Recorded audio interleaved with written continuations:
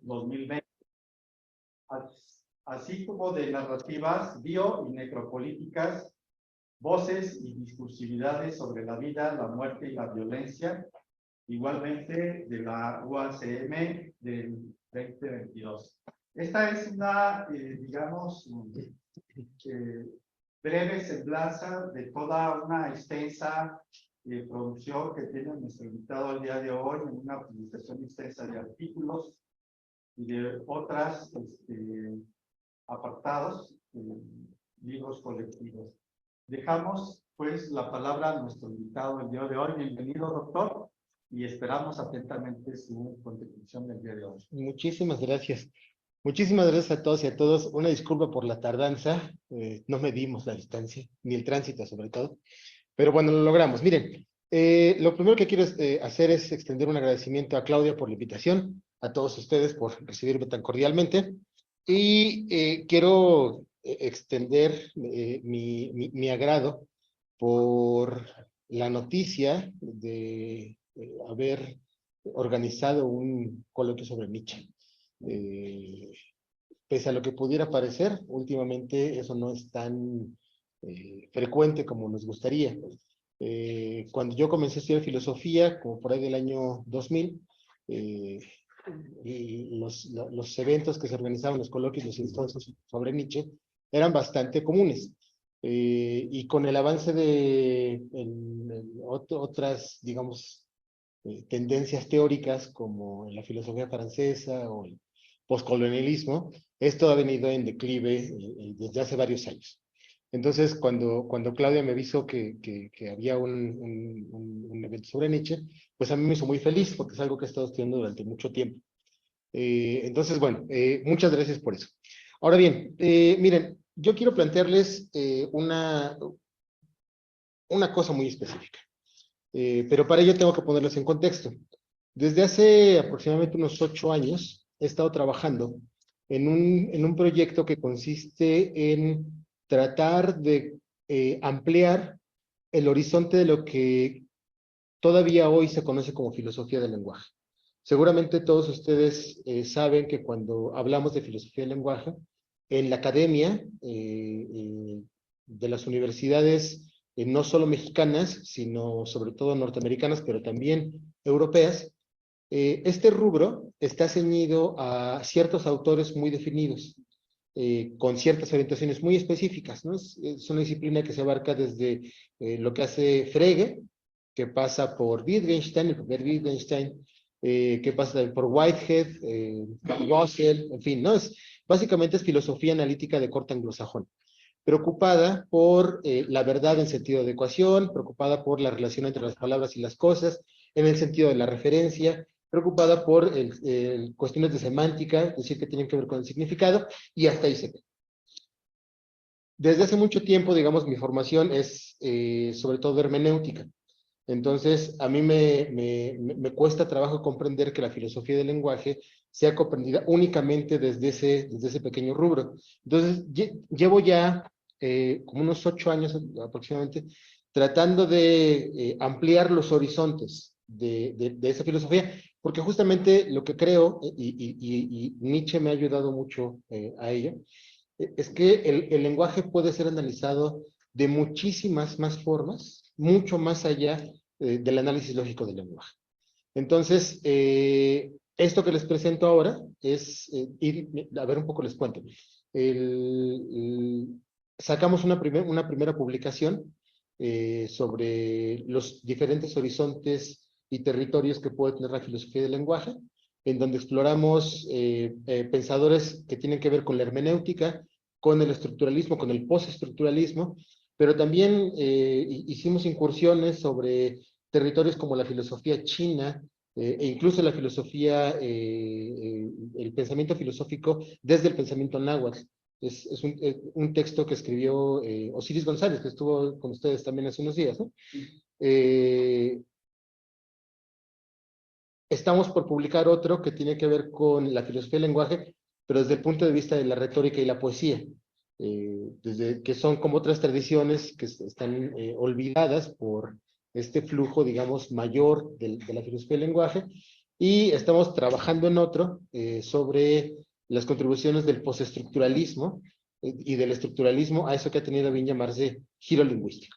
Entonces, digamos, ese es el proyecto en el que estoy trabajando, es un proyecto grande en el que estoy, tratando de pensar el lenguaje más allá del horizonte analítico.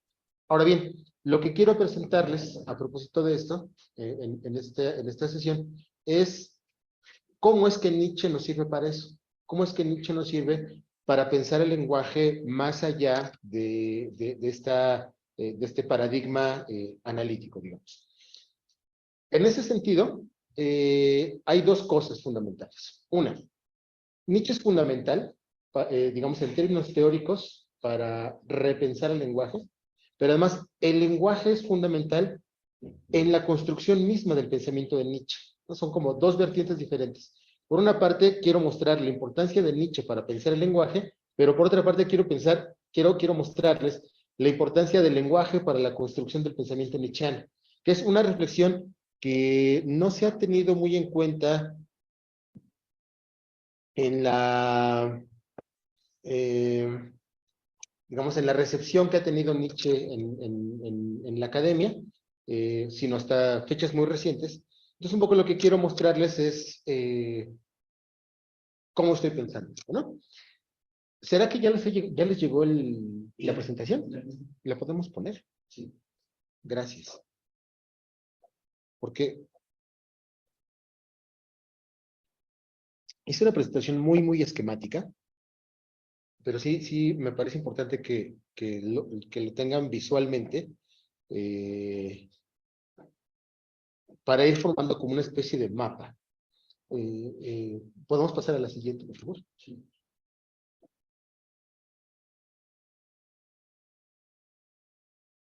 Perfecto. Bien, lo primero que quiero que veamos es el panorama completo de la obra de Nietzsche. Su primera publicación es en 1972, es un libro muy sui generis, en donde mezclaba filosofía con filología, con música. Él mismo le decía libro centauro, ¿no? El nacimiento de la tragedia. La mayor parte del espectro de recepción de Nietzsche en Occidente se ha centrado en este libro. En este y en Zaratustra, evidentemente, y en La voluntad de poder, pero ahorita hablamos más de eso, ¿no? Pero me parece muy importante que en este primer libro, Nietzsche crea todo un sistema de metafísica que va a contracorriente de la tradición racionalista de Occidente, pero que sigue siendo metafísica. Seguramente con los les platicaron largamente sobre esto, ¿no? Vi que les iba a exponer algo sobre la visión dionisiaca del mundo, ¿no? Entonces, toda esta visión dionisiaca del mundo está colocada dentro del horizonte de la creación del nacimiento de la tragedia. Inmediatamente después, Nietzsche concibe, por una parte, sobre verdad y mentira en sentido extramoral, y por otra parte, un curso de retórica que no publicó en vida, esto es muy importante señalarlo, ninguno de estos dos textos están publicados, pero vale la pena señalar que están ahí porque estos dos textos son el núcleo de sus reflexiones sobre el lenguaje, que están escritas apenas un año después de haber escrito El nacimiento de la tragedia, uno de sus libros, digamos, con mayor renombre en la historia de sus interpretaciones. Y bueno, después, digamos, todas estas obras que están en la columna de la izquierda es lo que podríamos llamar la obra de juventud de Nietzsche, ¿no? Que es filosofía que es, pese a que es profundamente crítica y profundamente subversiva, y es, digamos, heterodoxa en numerosos sentidos con respecto al tipo de filosofía que se hacía en su época, todavía sigue guardando ciertos aspectos institucionales, ciertas formas, ciertas intenciones, pues, que pasan por todas las consideraciones intempestivas, y Humano, demasiado humano, que es ya del 78, que está entre el 78 y el 80, aquí pongo El caminante y su sombra en el 80, pero posteriormente los hizo uno solo. Ese texto es un texto ya de transición. Ustedes saben que Nietzsche tenía un problema de salud desde muy temprana edad. Tenía dolores de cabezas muy fuertes, migrañas que lo dejaban tirado semanas enteras, y gracias a ello pudo jubilarse muy temprano, a la edad como de 35 años, una cosa por el estilo. pidió jubilación por discapacidad, se la dieron, y justamente esa jubilación coincide con la publicación de Humano demasiado humano. Ese texto es muy importante porque apenas en este texto empiezan a salir a luz todas las reflexiones que Nietzsche llevó a cabo sobre el lenguaje. En los libros anteriores, del 76 al 73, nunca mencionó, nunca hizo guiños que tuvieran que ver con lo que hizo en Sobre Verdad y Mentira y en el curso sobre retórica, cuyas consecuencias son devastadoras, hasta Humano demasiado humano. Y eso en la segunda edición, ¿no? ya que estaba efectivamente jubilado. Y por eso digo yo que este texto es un texto como de transición. Luego viene, dentro de las obras de madurez, un periodo muy feliz en Nietzsche, que es, digamos, la trilogía conformada por Aurora, La ciencia jovial y Hacia los Zaratustra. Y digo que es un periodo muy feliz porque son libros profundamente afirmativos de la vida, llenos de imágenes, de poesía, de retórica. El centro siempre es el asunto de afirmar la vida. Y luego viene el periodo más álgido de toda su producción filosófica, que comienza en 1886, con Más allá del bien y del mal,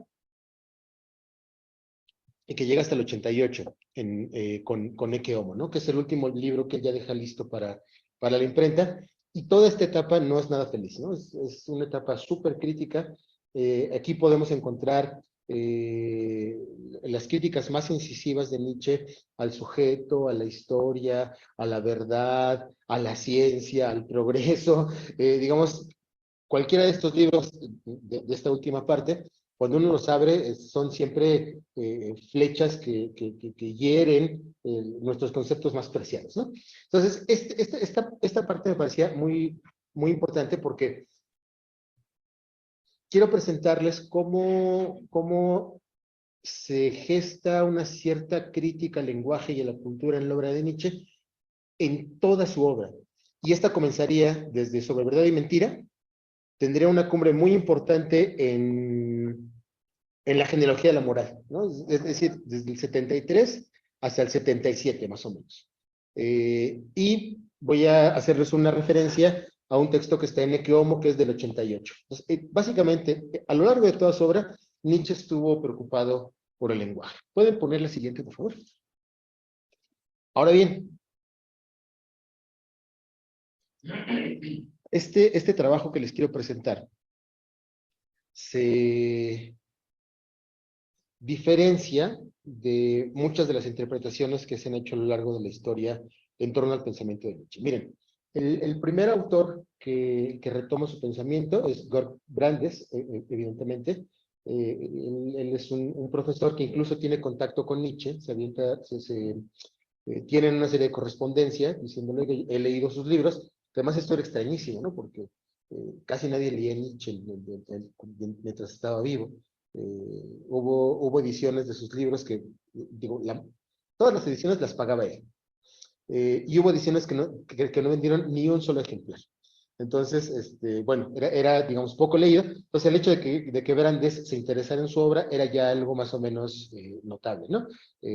Todavía me parece que en Ecce Homo, Nietzsche da noticia de esta correspondencia que tiene este profesor y dice, bueno, ya van a dar una cátedra sobre el pensamiento y estaba muy contento, ¿no? Pero es verdaderamente una excepción. Occidente comienza a leer a Nietzsche hasta la segunda década del siglo pasado. Básicamente es Heidegger quien lo rescata del olvido y lo propone como una lectura filosófica. Antes que él, Paul de Man también ya lo había leído, pero él lo había leído desde el horizonte de la crítica literaria.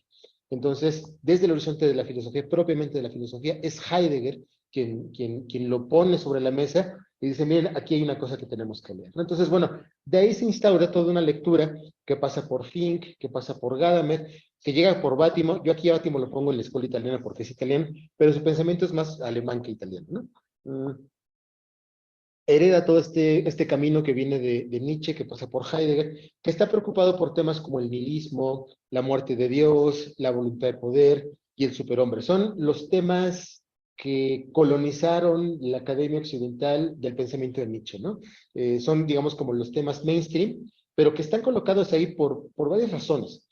En primer lugar, porque fueron los temas que le importaron a Heidegger, pero también porque Heidegger hace su lectura de Nietzsche a partir de ediciones que ahora podemos decir fueron poco cuidadas de Nietzsche. Es decir, Heidegger tiene acceso a un Nietzsche, a las ediciones de un Nietzsche que están pasadas por el tamiz de la edición de su hermana. Ustedes saben que su hermana tenía vínculos con el nacionalsocialismo, entonces manipuló muchos de los textos de Nietzsche, los mutiló y así los ofreció a la lectura. Entonces, ese es el Nietzsche que lee Heidegger.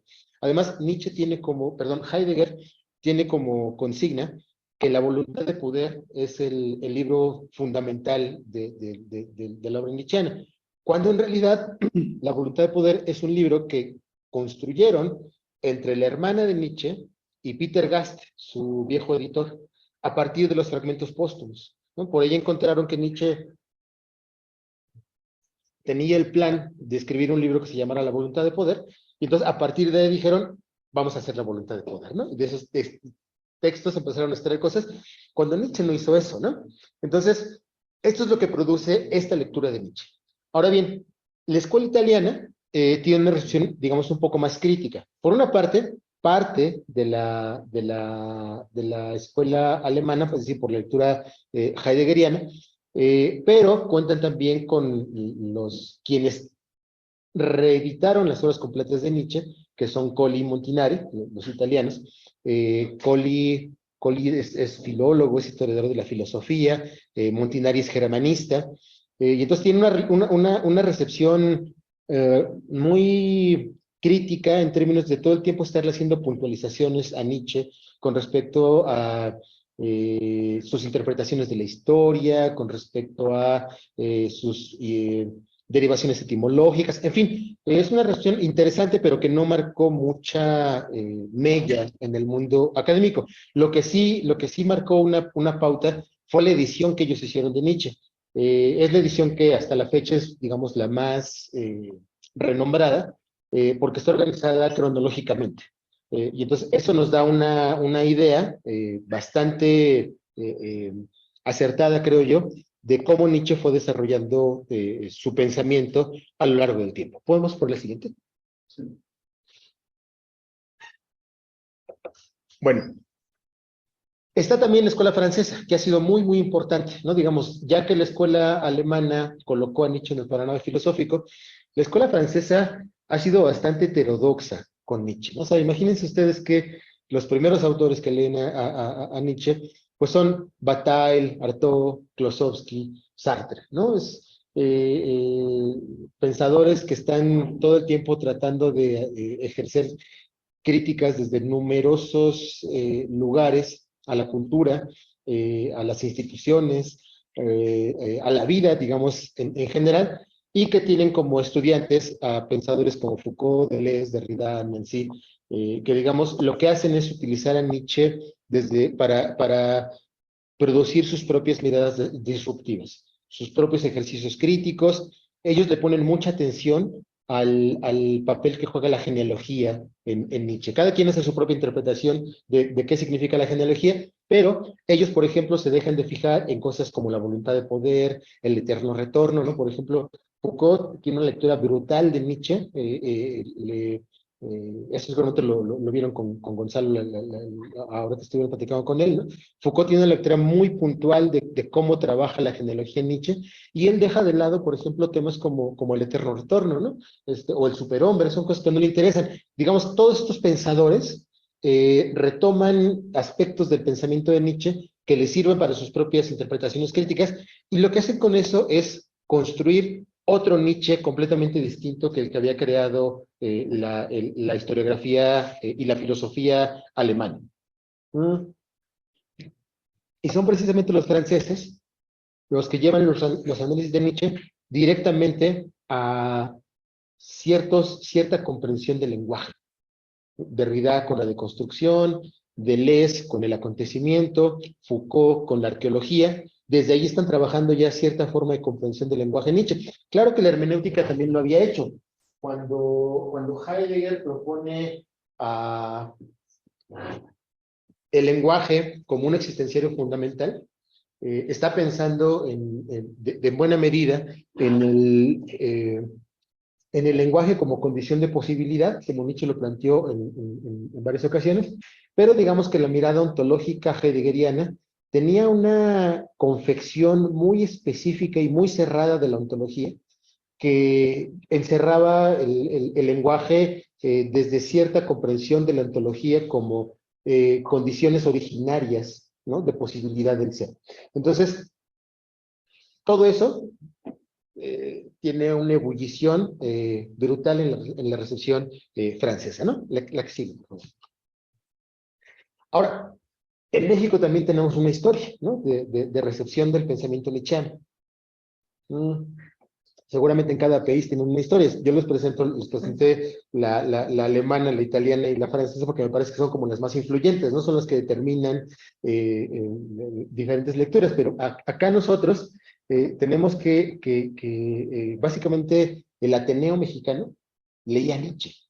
Y es una cosa brutal porque lo utilizaron precisamente para enfrentarse al positivismo que se había instaurado a fines del Porfiriato, ¿no? Entonces, toda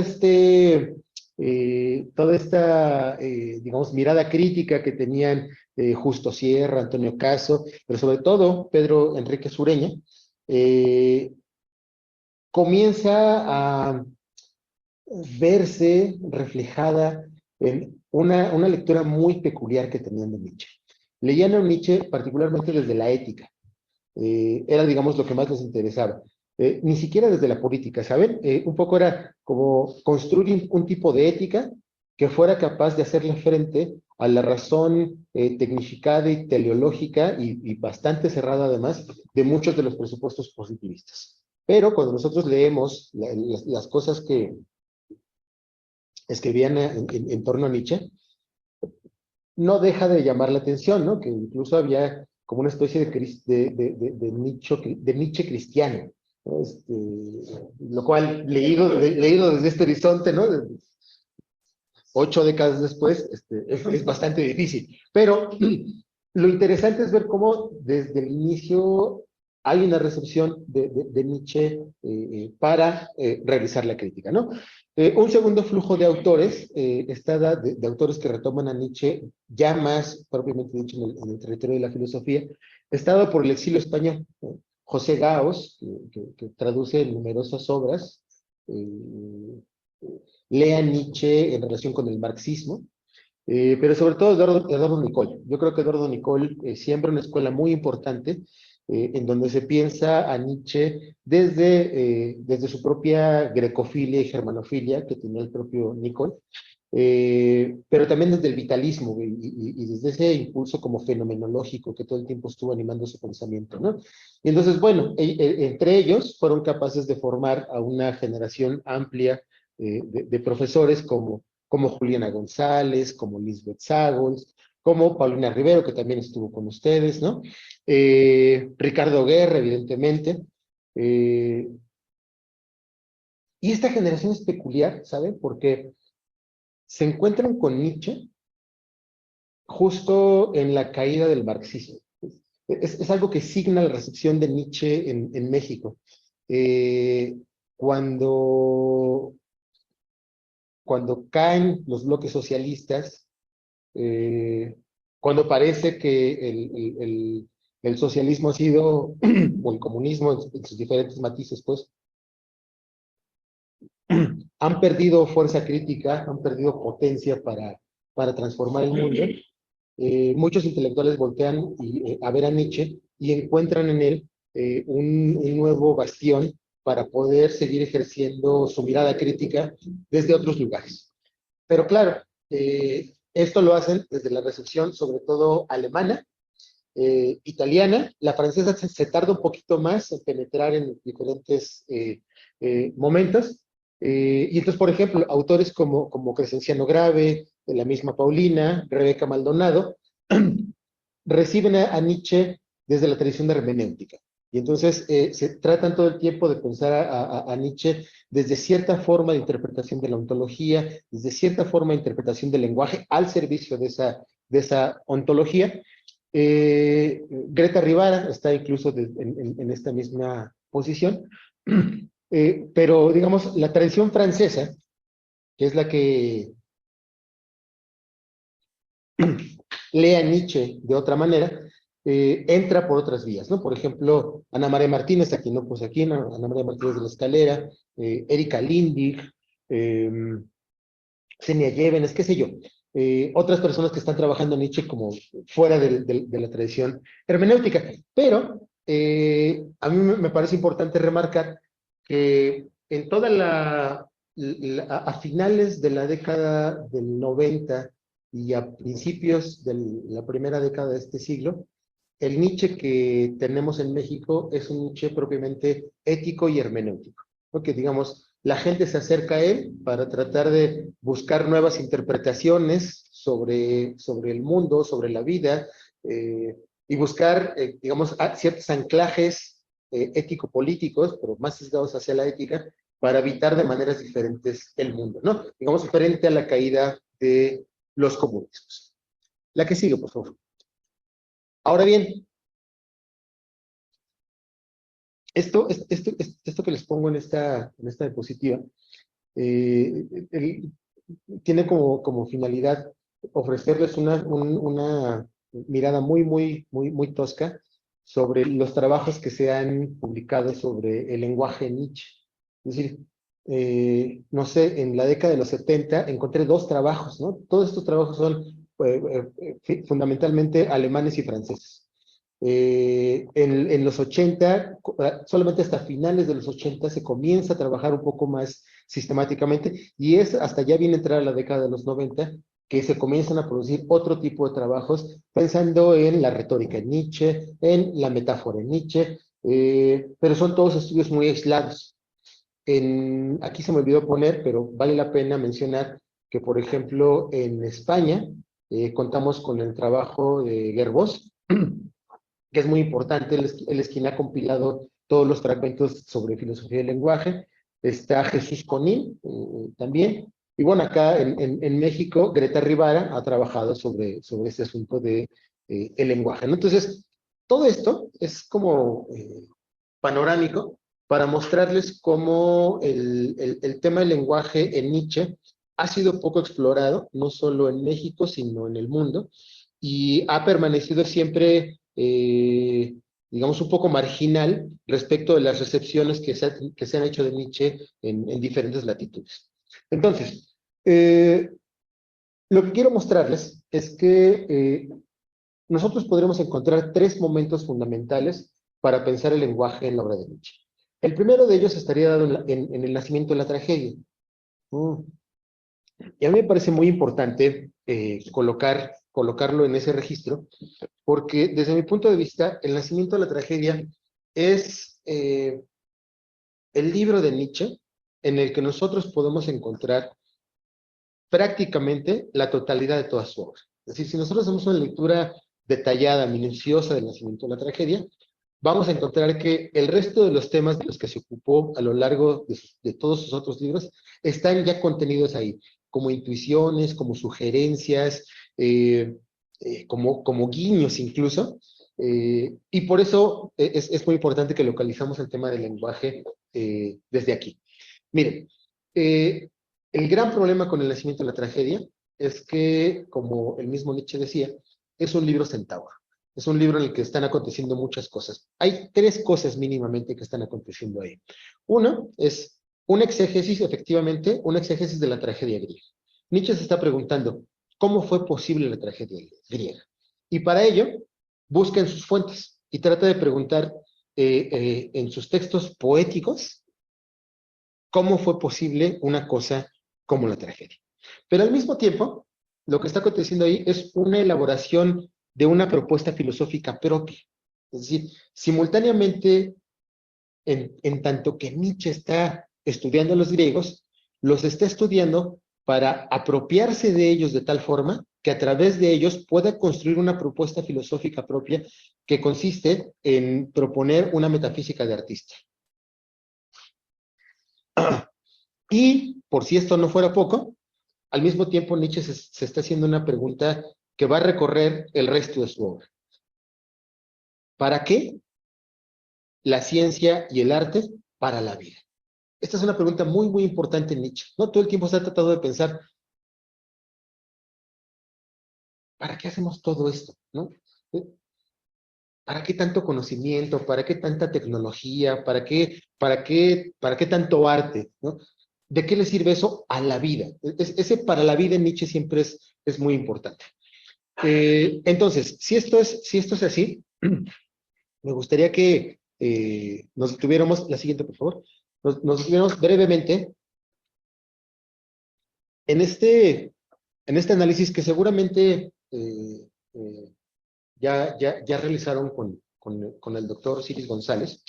Y por ello no me voy a detener mucho, solamente quiero hacer ciertos énfasis en la composición del nacimiento de la tragedia, para que ustedes puedan ver cuál es el papel que juega el lenguaje en dicha reflexión. Que esto es algo que además se ve poco, ¿no? Miren, el nacimiento de la tragedia fue el libro de bolsillo de todas las vanguardias artísticas del siglo XX. Ha estado a la base de la comprensión, el Ateneo mexicano leía sobre todo el nacimiento de la tragedia. En fin, en la mayor parte de los pensadores que han retomado el pensamiento de Nietzsche, el nacimiento de la tragedia juega un papel fundamental y pocas veces se pone atención en el papel que juega el lenguaje, en todo este despliegue exuberante de metafísica de artista que hace Nietzsche. Miren, lo primero que hay que señalar es que cuando Nietzsche retoma las figuras mítico, simbólico, divinas de Apolo y Dioniso, las retoma en un sentido muy específico. Los interpreta como impulsos o como pulsiones. En alemán se dice Triebe. El plural es Triebe, por eso lo apunté así en la diapositiva. ¿Por qué es importante esto? Porque desde ahí podemos darnos cuenta de cómo el pensamiento de Nietzsche es muy sui generis. Al pensarlos como Triebe, la traducción de Alianza, por ejemplo, le pone instinto. Ya en traducciones más cuidadas, como la de las obras completas en Tecnos, ya lo traducen como pulsión. Eso me parece mucho más adecuado. ¿Por qué? Porque en alemán está esta distinción entre el instinct y el Trieb. El instinct como esta cosa completamente animal, ¿no? De la que hablamos en la vida cotidiana, ¿no? Como el instinto de supervivencia, ¿no? O el instinto de alimentación, qué sé yo. Y el Trieb es una cosa que está colocada exactamente a la mitad entre lo psíquico y lo somático, que es efectivamente una especie de fuerza que habita el cuerpo, pero que no procede enteramente del cuerpo y que nos impulsa a hacer cosas.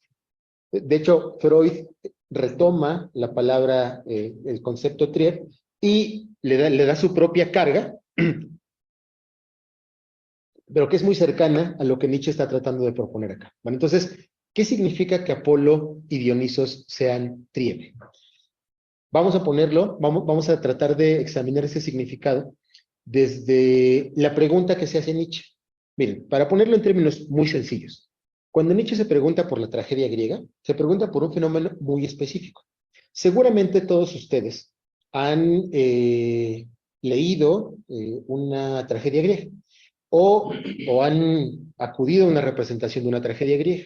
Entonces seguramente todos ustedes saben perfectamente que lo que hay, lo que nosotros nos encontramos cuando asistimos a una lectura o una representación de la tragedia griega, son siempre transgresiones, desmesuras, fatalidades, fratricidios, infanticidios, suicidios. Es una cosa terrible. Y la pregunta de Nietzsche es, ¿qué necesidad tuvo el pueblo griego de crear obras en donde se hablara de todo eso y que al final uno pudiera decir, qué belleza? ¿Nunca se ha puesto a pensar en eso? O sea, ¿cómo nos puede parecer bella la representación de un parricidio? ¿Cómo nos puede producir exaltación que alguien se saque los ojos en pleno escenario? ¿Cómo nos puede producir fascinación todo lo que se canta en la tragedia? Esa es la pregunta que se hace Nietzsche. ¿Por qué? ¿Qué sentido tiene? ¿Qué necesidad tiene un pueblo de crear este tipo de obras y crearlas de esta forma, además? Bueno, ¿cómo fue posible la tragedia? Eso es lo que se pregunta Nietzsche. ¿Cómo fue posible la tragedia? Y su respuesta, para decirlo en corto, es, fue posible porque el pueblo griego tenía dos impulsos fundamentales que la habitaban, que digamos que constituían su etos, lo apolíneo y lo dionisíaco. Entonces, Nietzsche hace una interpretación de sus divinidades, no en términos teológicos, sino en términos de la filosofía de la cultura. Para decir, claro, tiene, por una parte, una serie de divinidades que Nietzsche concentra en Apolo, tiene una serie de divinidades que son solares, ¿no? Que están relacionadas con la luz, con la virtud, con el arte, con la belleza, con la prudencia, y claro, todo eso es Apolo, pero digamos, no solamente es Apolo, ¿no? Ahí tenemos también a Afrodita, tenemos a Atenea, tenemos a Hermes, ¿no? Hay toda una serie de divinidades que están, digamos, conectadas con esta parte floreciente, luminosa, bella, virtuosa y mesurada de la vida. Pero hay otro tipo de divinidades, dice Nietzsche, que él concentra en Dionisos, que tienen más que ver con lo informe, con la desmesura, con la embriaguez, con el sinsentido de la vida, con la oscuridad, ¿no? O sea, piensen ustedes que el Apolo es pensado siempre como una divinidad solar.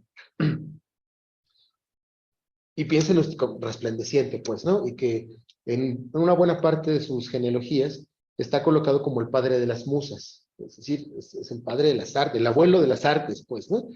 Ahora bien, piensen ustedes que Dionisos es un dios que siempre cae de noche, que habita los bosques, que es salvaje, ¿no? Todas las figuras que le acompañan son siempre personificaciones de la naturaleza más salvaje que podemos encontrar, no solo en los seres humanos, sino en la naturaleza en general. Mm. Piensen que su cortejo está compuesto por sátiros, por ménades, que lo protege Rea, ¿no? Es decir, que se educó con las ninfas. Es una cosa brutal, ¿no? Dionisos está en toda esta parte, digamos, transgresora de la naturaleza. Es el que nace dos veces, es el que nunca se puede morir, ¿no? Para Nietzsche, Dionisos concentra, la figura de Dionisos, concentra toda esta potencia inconmensurable de la vida que se está rebasando a sí misma todo el tiempo y que por ello se está transgrediendo. Entonces dice Nietzsche, esta es la respuesta que da en corto para pensar en cómo fue posible la tragedia, ¿no? Que dices, es que estos griegos estaban espléndidamente capacitados para el sufrimiento. A partir de su pulsión dionisíaca, eran capaces de ver con toda claridad que la vida no tiene sentido, que no está hecha para los seres humanos, que es delirio, que es embriaguez, que es oscuridad. Seguramente todos ustedes recuerdan esta sentencia de Sileno, este sátiro profundamente viejo y sabio, que una vez que lo captura el rey Midas, le dice, bueno, si quieres que te deje libre, tienes que decirme qué es lo que más le conviene a los seres humanos. Y Sileno, emparentado con todo el cortejo dionisiaco, le responde una cosa así como, oh estirpe miserable de un solo día, ¿por qué me obligáis a decirte lo que no te conviene escuchar? Lo mejor para el hombre es no ser nada, no haber nacido. Y una vez que ha nacido, lo mejor es morir pronto. Una cosa brutal, sí. Tengo una duda, ¿por qué Apolo está en la ilusión y Dioniso en la verdad? Ahora voy para allá, Sí. voy para allá. Bueno, retomemos la anécdota de Sileno, ¿no? O sea, piensen ustedes, ¿por qué un pueblo crea un relato como ese? Eso es lo que se está preguntando Nietzsche. ¿Por qué crea un relato en donde un viejo sabio te dice que lo mejor es no ser nada y lo segundo mejor es morir pronto? Dice Nietzsche, estos griegos sabían, como José Alfredo Jiménez, que la vida no vale nada. Es la cosa, ¿no? Ahora, ¿cómo le hicieron para sobrevivir frente a ello? pues es que no solamente tenían esta pulsión que les permitía contemplar el sinsentido de la vida, sino que tenían esta otra pulsión apolínea que les permitía hacerla bella, darle forma, hacerla mesurada, convertirla en arte, pues. Y entonces por eso ve en la tragedia griega la mezcla perfecta de lo apolíneo y lo dionisiaco. Lo dionisiaco como toda esta parte terrible de la existencia y lo apolíneo como el drama completo de la obra orquestado de tal manera que nos permite contemplarlo y decir, wow. Ahora bien, y con esto trato de responder la pregunta. En esta primera obra, Nietzsche está tratando de construir una metafísica de artista que se contraponga a la metafísica, llamémosle epistemológica, o la metafísica de conocimiento que se había creado en Occidente desde Platón, es más, desde Parménides. Ustedes saben que la historia de la filosofía es la historia del conocimiento. Y cuando se trata de determinar el ser, se hace desde el conocimiento. Entonces, Nietzsche, frente a todo el avance de la modernidad y de la ilustración, tiene una crítica brutal en torno a esa forma de asumir la vida, que justo de lo que se da cuenta Nietzsche, piensen ustedes que estamos en pleno hegelianismo, ¿no? En plena ebullición de hegelianismo y de positivismo. Y entonces de lo que se da cuenta Nietzsche es de que estas formas de la ciencia, estas formas del conocimiento, pues del saber, que están dominando la escena occidental, han perdido de vista la vida. Y esa es una crítica que él retoma de Schopenhauer. Hay un texto muy bonito de Schopenhauer que se llama Sobre la filosofía de universidad, en donde Schopenhauer hace una crítica brutal a la filosofía hegeliana de la universidad. Y claro, esto también lo hace Schopenhauer en buena medida desde su resentimiento, ¿no? Ya ven cómo era amargado. Sobre todo contra Hegel, ¿no? Y además, seguramente todos saben que cuando por fin le permiten dar clases a Schopenhauer en la universidad, con su carácter así arrogantísimo que tenía, decide poner su clase a la misma hora que la clase de Hegel. Y se le inscribieron como 2 personas a su curso, ¿no? Y pues los exalumnos de Hegel estaban así atascados, ¿no? Entonces, bueno, pues eso, toda la amargura de Schopenhauer concentrada en ese texto, que además es brillantísimo. Una de las cosas que dice Schopenhauer en este texto es que la filosofía de la universidad está pensando en las universidades alemanas del siglo XIX. Pero yo creo que la crítica se puede extender hasta nuestros días. Y eso es lo que dice Schopenhauer es...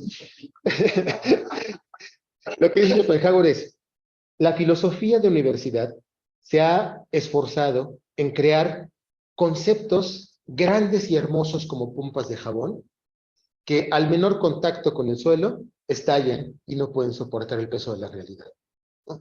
Las universidades se dedican, dice Schopenhauer ahí, se dedican a pensar cosas que a la vida no les sirven. Entonces, de ahí jala Nietzsche para decir, hay algo en nuestra forma de hacer ciencia que se ha olvidado de la vida, que se esfuerza por conocer y conocer y conocer todo el tiempo, pero que se ha olvidado de lo que somos, del cuerpo, se ha olvidado de las pasiones, se ha olvidado del delirio, se ha olvidado de la embriaguez, ¿no? Se ha olvidado de lo divino, en fin.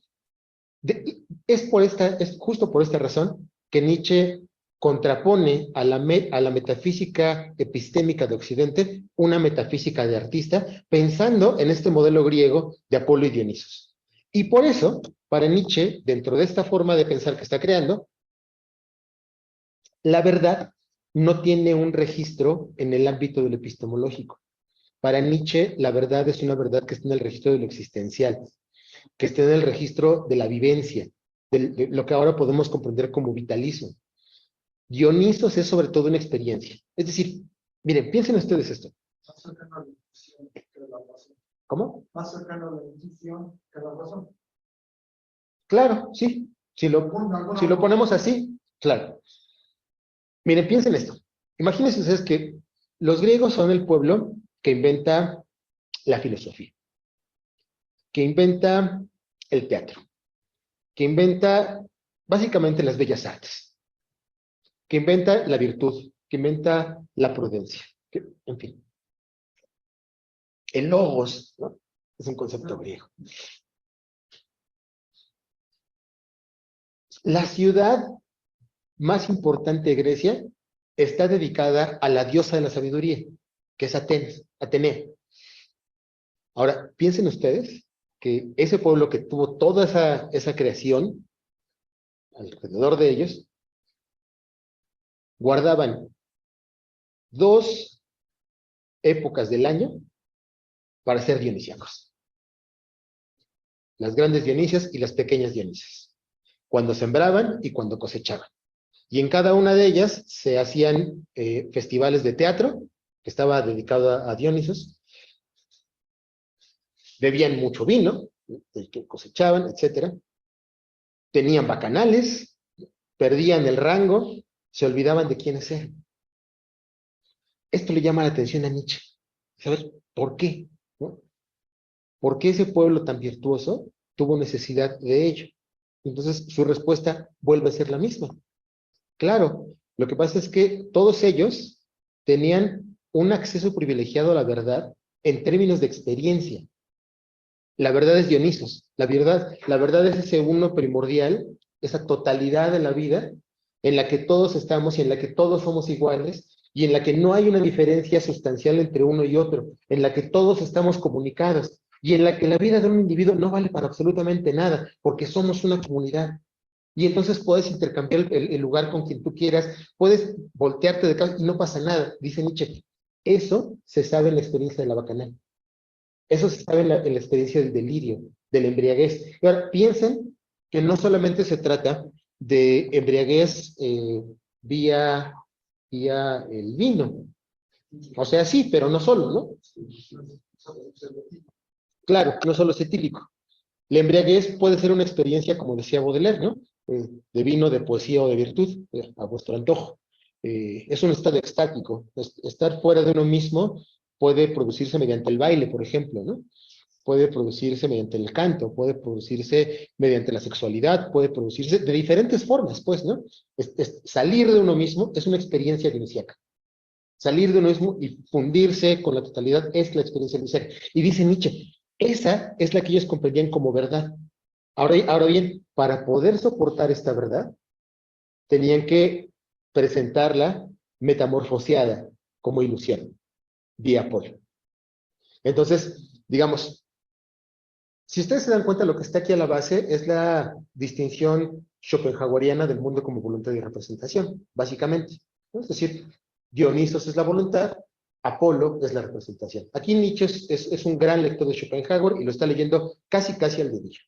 Ya después se distanciará de esta lectura, pero en esta obra hacia Contes.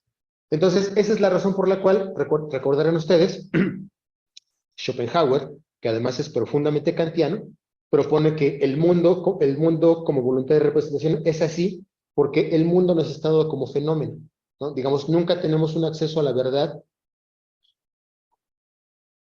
porque la verdad en tanto nouménica nos es desconocida. Entonces, la representación, ahora pensando en Nietzsche, es completamente apolínea. Por eso, digamos, Apolo no es que sea falso, es que sea ilusorio, es que transfigura las cosas, es que transfigura la experiencia, es que nos hace presentar la experiencia como algo a lo que tenemos acceso, algo que tiene medida, forma, en fin. Entonces ven ustedes que en ese sentido no hay una dicotomía en la que Apolo sea la verdad y Apolo sea falsedad, sino ilusión, que es diferente, ¿no? Entonces, ¿con eso más o menos queda respondido? Ok.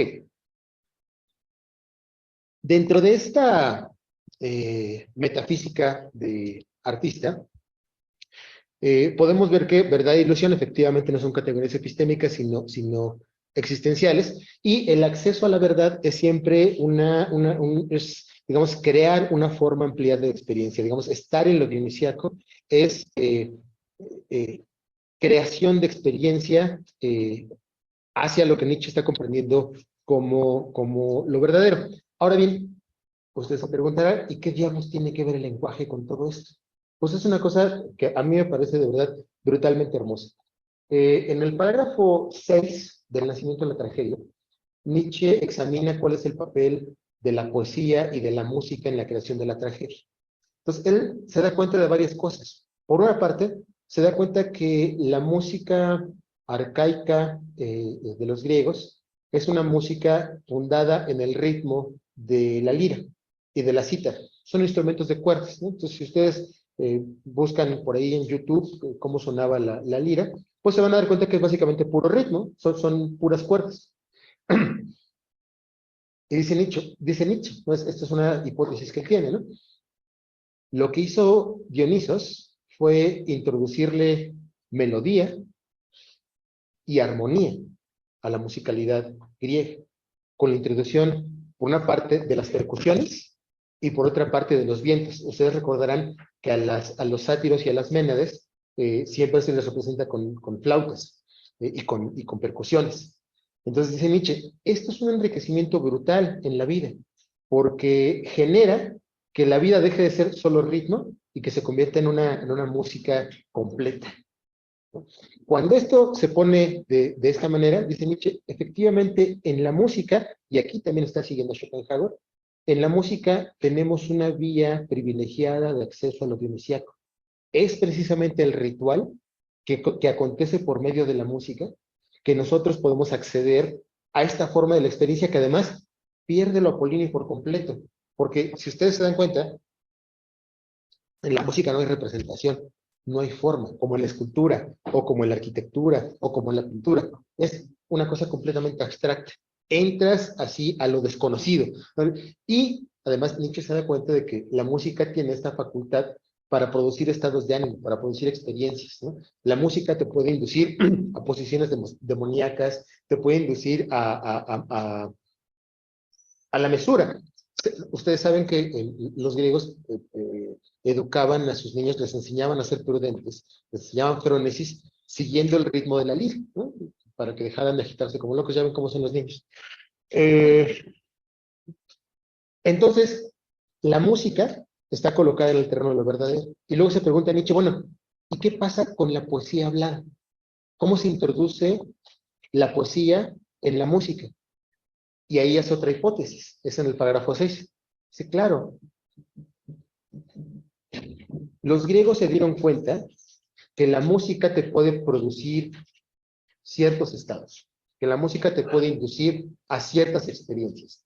Bueno, en ese sentido, la poesía hablada no hace más que imitar a la música. La poesía procede de el ritmo y de la melodía musicales. Lo primero que tenemos en la poesía hablada es la creación de cierto ritmo. Por eso los hexámetros, por eso los endecasílabos, por eso, etcétera. Porque lo que están tratando de producir, dice Nietzsche, es cierta musicalidad. ¿Y por qué? ¿Por qué tendrían que querer producir cierta musicalidad? Pues porque la música coacciona. La música te hace hacer cosas. La música te induce a hacer ciertas cosas. En el parágrafo 84 de la Gaia Ciencia, Nietzsche se pregunta, ¿no? Se pregunta, ¿cuál será el origen de la poesía? Y se responde, claro, lo que pasa es que los pueblos antiguos se dieron cuenta de que como la música nos obliga a hacer cosas, entonces ellos comenzaron a hacer poesía, es decir, comenzaron a hablar cantado para hacer que los dioses les obedecieran sus oraciones, ¿no? Ustedes saben que la mayor parte de la poesía antigua es poesía religiosa. Entonces, desde ahí dice Nietzsche, la palabra hablada tiene como finalidad imitar a la melodía, es decir, producir ciertas coacciones. Y por eso la palabra hablada siempre está, digamos, tratando de dirigirse a la verdad, pero nunca llega a serlo del todo, porque la palabra procede por representación, y entonces está siempre colocada en el terreno de la ilusión. Y aunque trata de acercarse a lo verdadero, siempre se queda en el terreno de la ilusión. Y esta es la única intuición, un solo parágrafo en todo el libro, en donde Nietzsche nos habla de cómo ve él la relación del lenguaje en todo este primer esquema, digamos, metafísico. Por eso dice Nietzsche que, esta es una cita, con el lenguaje es imposible alcanzar de modo exhaustivo el simbolismo universal de la música. Por ello, el lenguaje, en cuanto órgano y símbolo de las apariencias, nunca ni en ningún lugar puede extraverter la interioridad más honda de la música, ¿no? Un segundo escenario para observar qué papel tiene el lenguaje en la obra de Nietzsche está en estas obras no publicadas, que son Sobre verdad y mentira en sentido extramoral, y lo que ahora conocemos como el curso sobre retórica o descripción de la retórica antigua. Que son estos textos que les digo que Nietzsche no publicó, en buena medida porque creo que él mismo sabía del poder tremendamente crítico que tenían, ya no digamos crítico, sino más bien corrosivo que tenían, y entonces él sabía que dentro de la universidad, publicar una cosa de estas dentro de la universidad, le traería todavía más descrédito del que ya tenía a partir de la publicación del Nacimiento de la Tragedia. Entonces son textos que dejó ahí, como apuntes, como borradores, vamos, dos adelante. Ahí estamos. Gracias. De hecho, Sobre verdad y mentira es un texto que él le dicta a un amigo suyo, Gersdorf, creo que se apellidaba, y su inicio es brutal, ¿no? Seguramente todos lo ubican. Es un texto en donde Nietzsche comienza diciendo algo así como: en algún apartado rincón del universo centelleante, desparramado en innumerables sistemas solares, existieron alguna vez animales inteligentes que inventaron el conocimiento. Tras unas breves exhalaciones del astro, el astro se congeló y los animales inteligentes hubieron de perecer. Y entonces dice Nietzsche, ¿alguien podría inventarse una fábula como esa?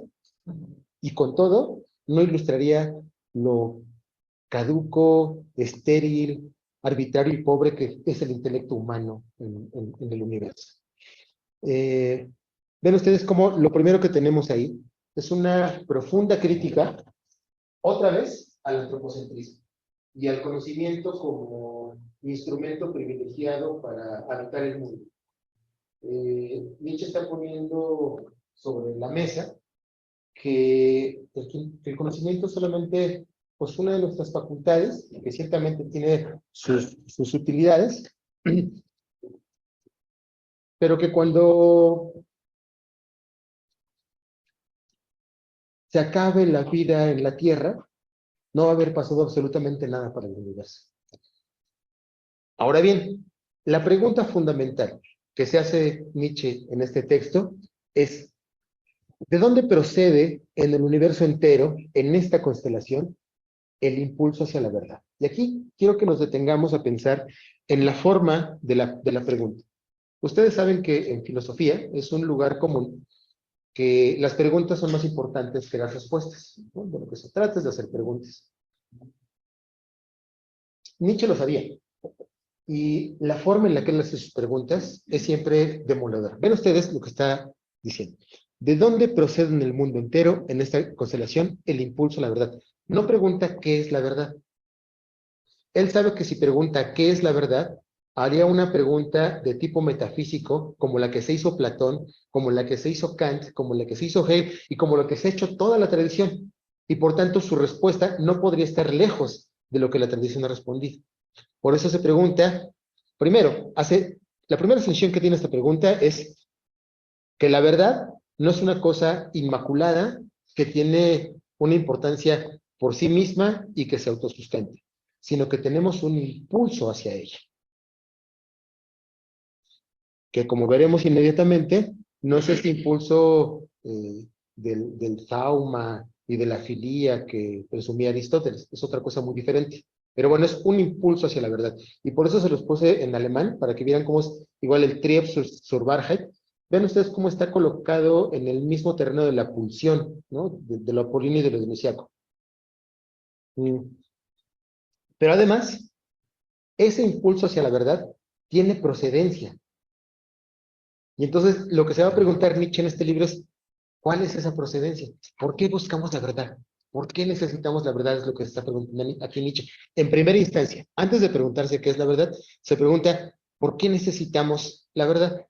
Y la respuesta es muy interesante, porque lo que hace en apenas unas cuantas páginas es rescatar toda la polémica que generó el contractualismo en torno a cierto estado de naturaleza, en torno a cómo nos reunimos, en torno a por qué nos reunimos, etcétera. Y entonces dice Nietzsche, digamos, tomando postura por el lado hobbesiano, dice, los seres humanos finalmente somos agresivos, somos violentos, todo el tiempo estamos queriendo aprovecharnos del otro. Somos salvajes. ¿Se acuerdan que esa es la postura de Hobbes, ¿no? Y lo que dice Hobbes es, en virtud de esas características, nombramos un leviatán a quien nos debemos derechos y que nos brinda seguridad a todos y podemos, digamos, convivir, ¿no? Con base en eso. Claro, esta no es ni por mucho la última respuesta que da el contractualismo, es solamente la parte de la argumentación que recoge Nietzsche. Dice, claro, como tenemos esta, como decía Kant, sociable insociabilidad, necesitamos, tanto por necesidad como por hastío, un cierto tratado de paz. Y aquí es en donde se despega del contractualismo, porque entonces el tratado de paz no consiste en un tratado de paz en donde se establecen derechos y deberes, sino que el tratado de paz, dice Nietzsche, el primer paso para la consecución de ese tratado de paz es el nombrar común. Ahí acontece el primer contrato social. En decir árbol y saber que todos nos referimos a una cosa que está ahí con hojas y con tronco y con ramas. En ese momento, dice Nietzsche, nace la comunidad. Si no tenemos una manera, una manera común de nombrar las cosas, no tenemos comunidad. La comunidad nace en el lenguaje. Y en ese sentido, la primera determinación del lenguaje es una determinación política, no epistémica, no metafísica.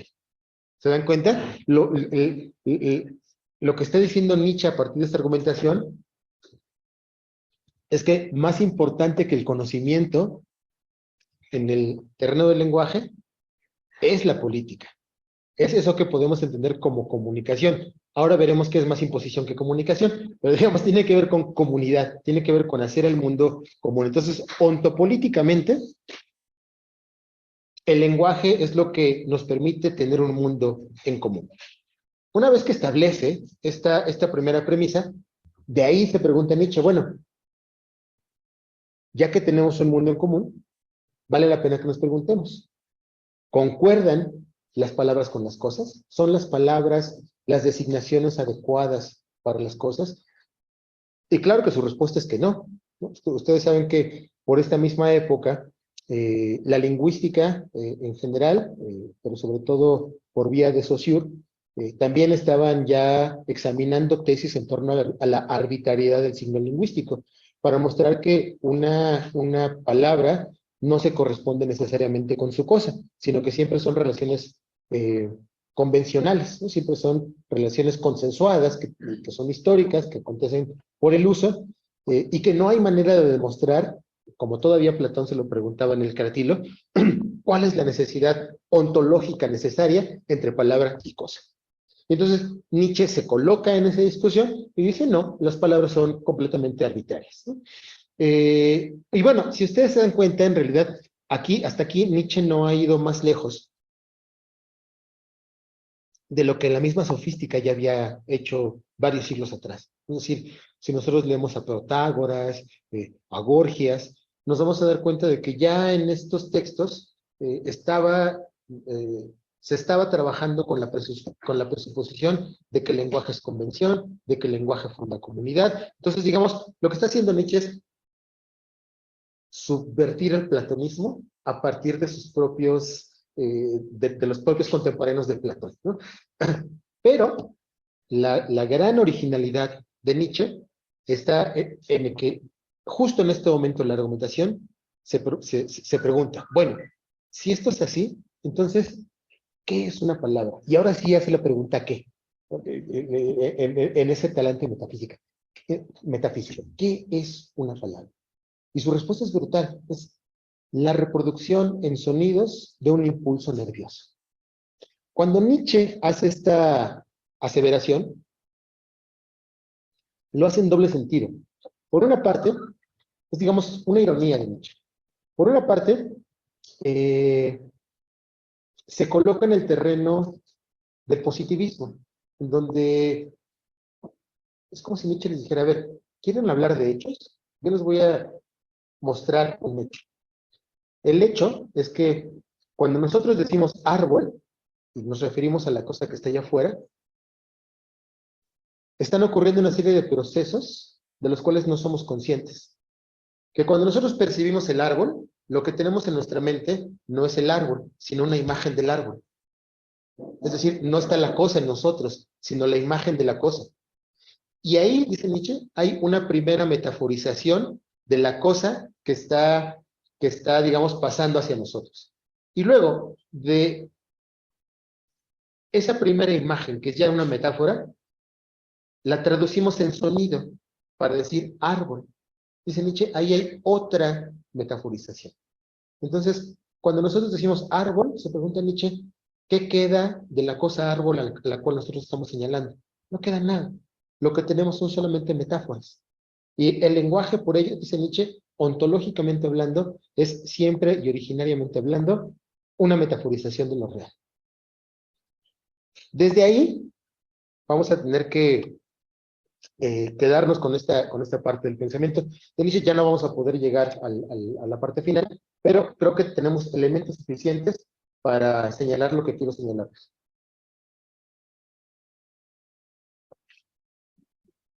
Desde ahí podemos afirmar que desde el pensamiento de Nietzsche, el lenguaje es, ontológicamente hablando, ficción, y esa ficcionalidad nos permite ejercer una crítica profunda a la noción de verdad asumida en el ámbito de la ciencia, el proyecto moderno ilustrado en torno al conocimiento. ¿Por qué? Porque si ustedes se dan cuenta, el concepto de verdad que nos ha permitido construir el mundo es siempre un concepto de verdad como adecuación, un concepto, digamos, objetivista. Y en ese sentido, cuando nosotros pensamos que el lenguaje no es sino ficción, no estamos diciendo que las verdades sean falsedades. Solamente estamos tratando de señalar el carácter contingente y convencional de eso que nosotros generalmente llamamos verdad.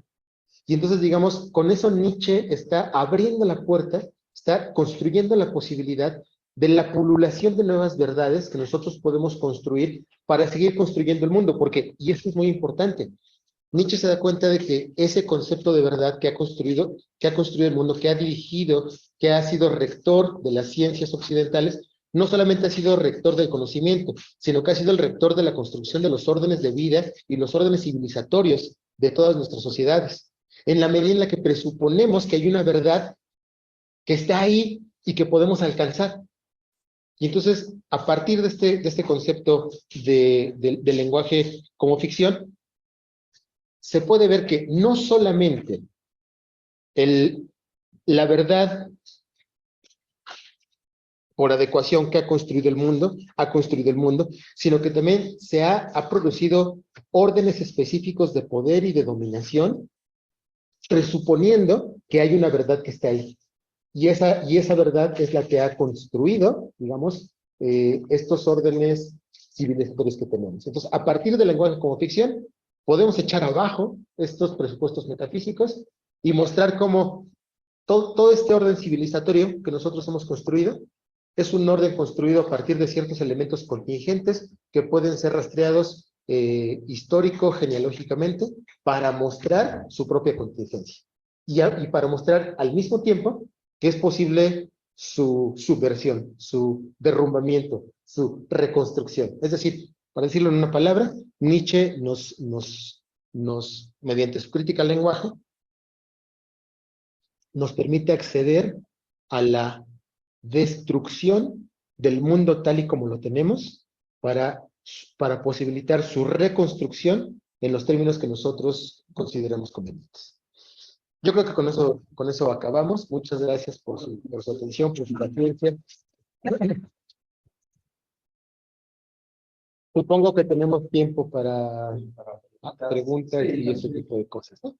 Bien, Luis, agradecemos mucho esta excelente y riquísima intervención que nos acabas de ofrecer, doctor. Y pues, desde luego que hay todo un conjunto de referencias sumamente interesantes y valiosas que nos has compartido. Yo quisiera externar algunas de ellas como simples disparadores para que pudiesen impulsar a nuestros asistentes a establecer algún diálogo con lo que nos has presentado. Bueno, particularmente todo este desarrollo histórico de los estudios que se han hecho sobre el pensamiento de Nietzsche, que son sumamente interesantes, toda esta cuadrícula que nos has ofrecido desde un punto de vista histórico, doctográfico sobre la obra nietzscheana. Y particularmente sobremanera esta parte que muy en particular has mencionado sobre la recepción de Nietzsche en nuestro país, desde el ateneísmo hasta nuestros días. Particularmente, bueno, a reserva de la mejor opinión tuya, yo tuve la oportunidad en ese tránsito generacional del marxismo, ¿no?, hacia otros campos, y de que me acuerdo de un maestro que fue de los principales promotores en el contexto nacional, específicamente de la Universidad Nacional, promover los estudios de Nietzsche, fue Juan Garzón, sí, extraordinario maestro. Nosotros le decíamos Juan Guasón, porque siempre estaba riendo, sonreía, ¿no? Fumaba bastante, con una sonrisa siempre en sus labios. Él fue, creo, uno de los primeros promotores, porque efectivamente, como bien tú lo acabas de señalar, lo que imperaba básicamente en ese tiempo era el marxismo, la filosofía analítica, un poco menos estaba la filosofía latinoamericana, todavía con los protagonistas principales, Sea, Sánchez Vázquez, el propio Villoro, ¿no? Y bueno, pues por ahí empezaba a sacar ya la cabeza con cursos y con conferencias y con escritos, publicaciones, Juan Garzón, sobre la importancia de Nietzsche. Y ya después, pues sí, efectivamente toda esta representación cronológica muy interesante que nos has mencionado en tu exposición. Sin embargo, yo creo que trasladándonos ya un poco más a este aspecto de la propuesta de reflexión que Nietzsche nos ofrece sobre el lenguaje, y particularmente, podríamos decir, dentro del contexto que tú específicamente mencionabas al inicio como parte o propuesta que está en la base de la tradición hermenéutica que tú nos ofreces, particularmente tu concepción, en tu visión. Hacías mención sobre la cuestión del giro lingüístico. Yo particularmente antes de que llegaras te estaba contextualizando tu interesantísima presentación que hiciste en tu texto sobre la filosofía del lenguaje, y esta invitación a romper con la visión monolítica de la filosofía analítica, ¿no?, que ha imperado, digamos, como imperialismo filosófico, para retomar una palabra de Ferrater Mora, los famosos imperialismos filosóficos, el marxismo, filosofía analítica, etcétera, ¿no? Creo que es muy interesante esta propuesta de reflexión sobre el lenguaje, porque la hemos visto un poco tangencialmente, ¿no?, a través del postestructuralismo o todo esto, pero no hemos estructurado como una reflexión centralizada, más estructurada, sobre qué es lo que está de fondo detrás de todas estas propuestas, ¿no? Y cuando tú hacías mención sobre la cuestión del giro lingüístico, a mí me interesaría tal vez que nos pudieras señalar en algún momento cómo se vincula, o si es que yo pienso que sí, hay un vínculo entre esta propuesta de la reflexión del lenguaje que nos ofrece Nietzsche en el contexto de lo que hoy se ha denominado el giro lingüístico, en tanto que justamente se termina con una visión de el lenguaje como instrumento, ¿no? Y se instaura el lenguaje como un elemento constitutivo tanto de la intersubjetividad como dentro del campo de constitución de nuestra relación con el mundo. No es simple un instrumento de añadido externo, sino es un elemento de constitución inherente de nuestras propias relaciones con la realidad y con nosotros mismos, ¿no? Creo que por ahí pudiese, digamos, plantearse la pregunta que yo quisiera tomar como inicio para que tuvieran la oportunidad también igualmente de participar mis otros compañeros. Esto, sin embargo, nos plantea una cierta concepción relativista del lenguaje, puesto que cada lenguaje que se hace en un contexto y en un lenguaje específico, constituye, digamos, como sus propios recursos propios, como lenguaje, digamos, que le es característico a cada idioma, ¿no? Para entender y construir su propia relación con la realidad. Ahí se abre una visión perspectivista, ¿no? O una visión relativista, vamos a decir. ¿Cuál es esta? ¿Hay esta relación de Nietzsche con esta propuesta del giro lingüístico en este sentido? Sí, esa sería mi pregunta. totalmente. Bueno, si vas a pensar. Pues sí, me gustaría que fuéramos uno y uno para que, si no, luego me pierdo. Sí. Entonces, Adelante. Rubén es el moderador. Sí, vamos a dar la palabra en este orden. ¿Serías tú? ¿Y? ¿Quién? Claro, bueno, la familia aquí. Vamos a ver, bueno, no dos, pero tres. Bien, adelante, por favor. No, son preguntas muy elementales. La primera es, ¿qué tanto le debe el grupo? Sí, prefiero responder. Perdón. Está bien, perdón, disculpa. Sí, está bien. Sí, es muy importante. Lo tenía en la recepción, no lo mencioné verbalmente. Y claro, o sea, fueron muchos otros, ¿no?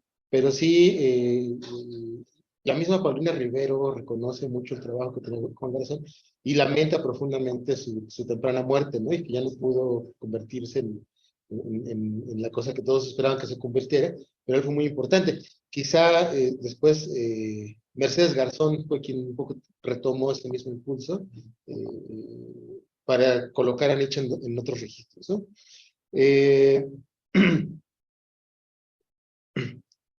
Esto que se conoce como giro lingüístico en la filosofía fue propuesto por Rorty. Tiene un libro que se llama justamente Giro lingüístico. Y digamos, una distinción un poco tosca que hace Rorty para ello es decir que tanto la filosofía analítica como la filosofía continental convirtieron al lenguaje en el centro de sus reflexiones en todo el siglo XX. Después Bátimo, un poco dialogando con Rorty, habla del lenguaje como la nueva koiné de la filosofía. Y claro, tanto para Rorty como para Bátimo, Nietzsche está en el centro, en el corazón de lo que ellos están nombrando filosofía continental.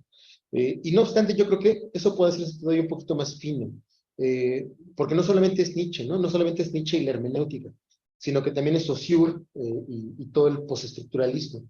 Entonces yo creo que si tuviéramos que colocar tres ejes fundamentales para pensar en el lenguaje en el siglo XX, sería por una parte Frege en la tradición analítica, Nietzsche en la tradición fenomenológica hermenéutica, Saussure en la tradición, digamos, estructuralista. Y efectivamente, cuando Nietzsche nos lleva hacia allá, instaura no un relativismo, sino un perspectivismo. Es muy importante, muy fina esa distinción, que pronto el relativismo nos hace pensar que pues todo depende de cómo lo miras, ¿no? Y entonces parece reducir todo a opiniones. Y en cambio el perspectivismo, desde el que nos pone Nietzsche en textos como Más allá del bien y del mal, asume que efectivamente toda verdad es perspectivística, pero por ello mismo, toda perspectiva tiene formas de validación. Y entonces no es lo mismo decir que todo depende a tratar de colocar la verosimilitud de una perspectiva específica. Y entonces, claro, cuando nosotros decimos que 2 más 2 es igual a 4, si lo miramos en sentido relativista, Eso pone al conocimiento matemático en un lugar, digamos, muy caricaturizable. En cambio, cuando lo ponemos desde el punto de vista de la perspectiva, del perspectivismo nietzscheano, entonces decimos, claro, que 2 más 2 sean igual a 4, depende desde la perspectiva matemática que lo estás viendo, pero tiene sus propios métodos de regulación y tiene sus propias formas de comprobabilidad. Pero eso no significa que deje de ser una perspectiva, ¿me explico? Es una manera de mirar y de determinar el mundo. Pues creo que sí es muy importante, y claro, Nietzsche es el maestrazo, más allá del bien y del mal, para colocar este término en la perspectiva, ¿no? Y en todos los fragmentos de la voluntad de poder de la misma época, en todos los fragmentos póstumos de la época, trabaja una y otra vez para pensar cómo el conocimiento siempre depende del lenguaje del que esté emanando, y eso instaura ciertos horizontes de comprensibilidad que se van legitimando a sí mismos, y que siempre pueden entrar en diálogo con otros horizontes de interpretación, de comprensión, y qué es lo que tiempo después, años después, Gadamer va a llamar fusión de horizontes, ¿no? Justamente para evitar caer en el relativismo. Va para allá, yo estaría completamente de acuerdo. Gracias. Gracias, gracias, Marco, por la plática. Son 3 puntos elementales. Una, la influencia que tiene Nietzsche en el grupo Hiperión, en Samuel Ramos, se acuerda el perfil del hombre y la cultura en México, en Jorge Portilla, un libro que se llama, yo recuerdo un libro que se llama La fenomenología del relajo, posteriormente otros como Santiago Ramírez, que hablan del mexicano y de lo mexicano. Esa es una. Y la otra, lo que usted dijo del lenguaje como música, nos cuesta mucho trabajo enseñárselo a los alumnos en poesía, porque ellos siempre piensan que la poesía es semántica nada más, o sea que hay que buscar el significado de las palabras, y no la canción. Y uno le dice, es que el lenguaje les pone a leer, por ejemplo, yo les pongo a leer a veces el guión o la poesía de un diálogo de Platón, y pues, pero cuesta mucho trabajo, porque siempre los alumnos andan buscando de dónde aprenderse, de dónde tener seguridad con el lenguaje. Este libro que publicó Octavio Paz se llama El arco y la lira, y que después pues, tiene relación con esto que usted dijo, aunque después lo que comentaban, cuando yo trabajé en la Ibero, acusaban mucho, y de hecho a Paz lo acusaron mucho de plagiario, lo acusaron de que había tomado muchos textos de un libro de Gadamer que yo reconozco que no conozco, que se llama Método y Verdad. Yo nunca lo he leído, la verdad, ¿para qué le voy a presumir? Nunca lo he leído, pero lo acusaron, pues, igual lo acusaron también de haber plagiado de la Torre, a la Torre lo acusó de haber plagiado Las trampas de la fe, a mí me parece un libro sumamente difícil. Bueno, este era Paz y el arco y la lira con respecto a lo que usted comenta del poema, porque es un libro, a mí me gustó mucho, el arco y la lira, por la relación que tiene con toda la música y la armonía. Y por último, maestro, ¿qué relación tuvo Nietzsche con Saussure?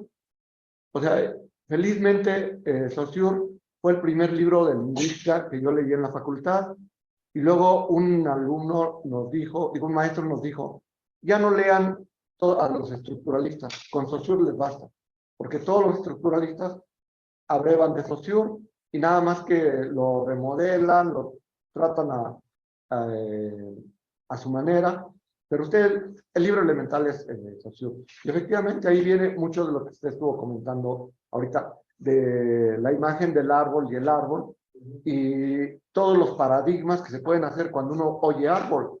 O sea, la visión paradigmática que hay de eso. Eso es, maestro. Muchas gracias. Sí, sí, sí. Sí, no, Nietzsche atraviesa a los imperiones, ¿no? Yo es que estaba toda esta ala, digamos, analítica, ¿no? Y toda la ala más como fenomenológica, pero sin duda había una lectura muy importante que tenía Nietzsche. Se me está yendo el nombre de uno de ellos, que después se dedicó a la política y empezó a hacer cosas muy raras. Él particularmente era lector de Nietzsche. Si en algún momento me acuerdo, se los digo. El asunto del ritmo, de la relación entre la palabra y la poesía, pensando en sus estudiantes, se me ocurre que podrían hacer un ejercicio. yo como lector de filosofía, siempre he sido pésimo lector de la poesía, porque siempre la leo filosóficamente, ¿sí? Siempre estoy pensando en el concepto y en el significado y en estas cosas.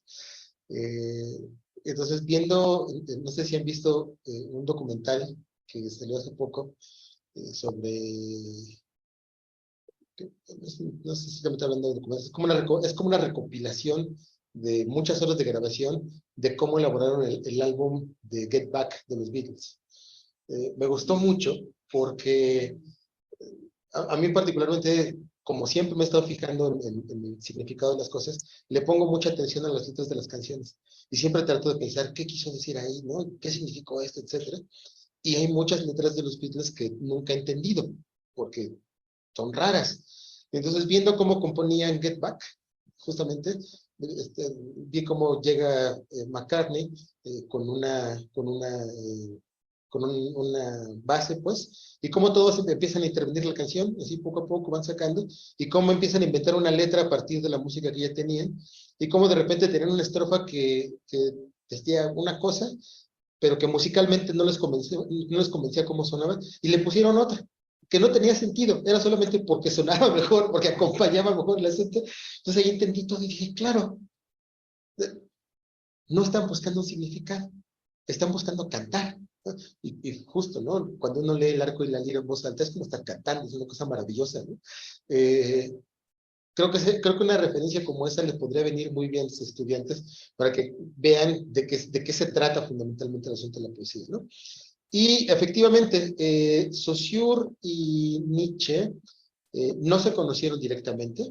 Es más, ni siquiera es seguro que se hayan leído, pero estaban, digamos, influidos por todo el clima de la época. Una época en la que los dos coinciden en Leipzig, no seguro que se hayan coincidido, insisto, lo más seguro es que no, pero estuvieron en contacto con las mismas personas, estuvieron en contacto con toda una generación que sospechaba ya del signo lingüístico, que sospechaba de la relación necesaria entre palabras y cosas. Entonces, eso es lo que tienen en común. Y claro, digamos, Saussure en tanto lingüista, Nietzsche en tanto filólogo, son disciplinas que tratan con el lenguaje, pero que son diametralmente opuestas en los tratamientos que tienen del lenguaje, pues no puede pasar desapercibidas para él. Y sí, efectivamente, yo no estaría tan seguro de que leyendo a Saussure ya sepamos estructuralismo, porque en realidad todo cada estructuralismo tiene su propia variación, ¿no? Digamos, Saussure es la fuente, pero todos hacen sus reinterpretaciones. Entonces, bueno, habría que pensarlo con más cuidado. Claro. De nada. Sí, en parte ya lo mencionaste, este cuestionamiento que hace Nietzsche al lenguaje, la concepción del lenguaje en Platón, en el Cratilo, pero me gustaría que ahondaras más en esta crítica o en esta reflexión que hace Nietzsche acerca del lenguaje socrático platónico, nada más. ¿El lenguaje socrático? Sí, el Cratilo específicamente. Ya. No tiene una interpretación directa sobre ese diálogo, Sí. aunque lo conocía a la perfección. Nietzsche se sabía al derecho y al revés los diálogos platónicos, así como se sabía la Biblia. Entonces, Nietzsche sabe perfectamente que una de las ventajas que tenía Platón frente a sus contemporáneos es que además de proclamarse a sí mismo como filósofo y en ese sentido proponer una nueva forma de constitución de leyes, además era un estupendo reto y era un estupendo poeta, pero así tenía todas las herramientas de los sofistas, pero aplicadas con estrategias diferentes. Entonces, si algo admira Nietzsche de Platón, es ese uso magistral de innumerables recursos para tratar de posicionar tesis.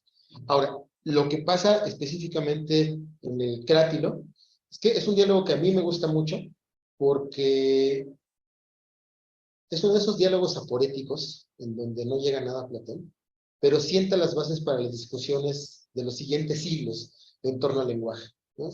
Se plantea se pregunta en torno a la relación entre palabras y cosas, y de cuántas distintas maneras podríamos pensar que se relacionan. Tiene una parte muy bonita y muy ardua en torno a las etimologías, ¿no?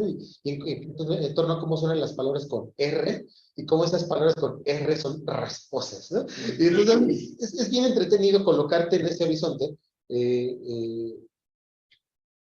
Y sobre todo, a mí me parece súper importante pensar que lo que está aconteciendo en ese diálogo, más que una serie de propuestas o de tesis en torno al lenguaje, son preguntas.